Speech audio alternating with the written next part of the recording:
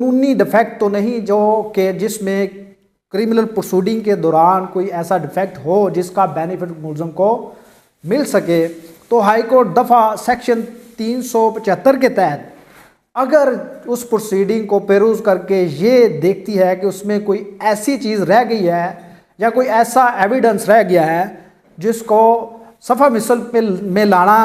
बहुत ज़रूरी है, तो हाई कोर्ट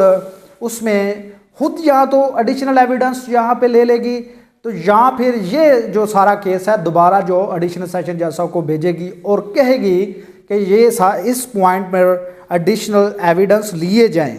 अब इस सारे मामले में अगर हाई कोर्ट अगर ये समझती है कि इसमें कोई ऐसा डिफेक्ट नहीं, ये बिल्कुल जितना भी रिकॉर्ड भेजा गया है वो कानून के मुताबिक बिल्कुल दुरुस्त है, तो हाई कोर्ट जो है वो CRPC के सेक्शन 376 के तहत इस सारी जो प्रोसीडिंग को आर्डर को कंफर्म करेगी और यहाँ पे देखेगी कि आया जो एडिशनल सेशन जज साहब ने कोई 302 के मुलज़म को सज़ा सुनाई है वो बिल्कुल ठीक है, तो हाई कोर्ट उसको कंफर्म करेगी 376 के तहत। अब इसके बाद क्या होता है, जब ये सारी चीज़ें हाई कोर्ट देख लेती है तो दोबारा हाई कोर्ट जो है वो केस को कंफर्म जो दोबारा एडिशनल सेशन जज साहब को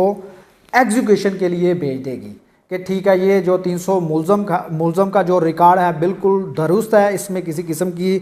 एडिशन या किसी चीज़ को ऑब्स्ट्रक्ट करने की ज़रूरत नहीं है। अब जब 300 ये चीज़ सामने आ जाएगी और 381 के तहत फिर दोबारा जब एडिशनल सेशन जज दोबारा केस को रिसीव करेगा तो वहाँ पे एडिशनल सेशन जज साहब 302 के मुलज़म को एग्जीक्यूट करने के वारंट जारी करेंगे या कोई ऐसा कानूनी तरीका अमल में लाएंगे जिससे मुलज़म को 302 के मुलज़म को एग्जीक्यूशन या कत्ल की सज़ा या फांसी पे चढ़ाया जाए। ये सारा प्रोसीजर इसके बाद जब हाई कोर्ट से वसूल करती है, एडिशनल सेशन जज जब वसूल करता है सारा कंफर्मेशन का प्रोसीजर, अब दोबारा जो एग्जीक्यूशन की जो प्रोसीडिंग को जो सज़ा है उसको एग्जीक्यूशन करने के लिए फिर एडिशनल सेशन जज 381 के तहत एक वारंट जारी करती है कि इस मुलज़म को 302 के मुलज़म को कन्विक्ट को सज़ा दी जाए। इस वारंट को ब्लैक वारंट भी कहा जाता है क्योंकि इसके बाद किसी किस्म की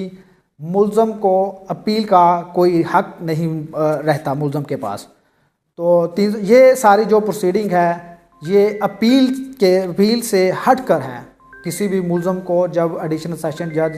सारा केस ट्रायल करके सज़ा देती है तो उसके बाद ये प्रोसीडिंग होती है। Thank you very much.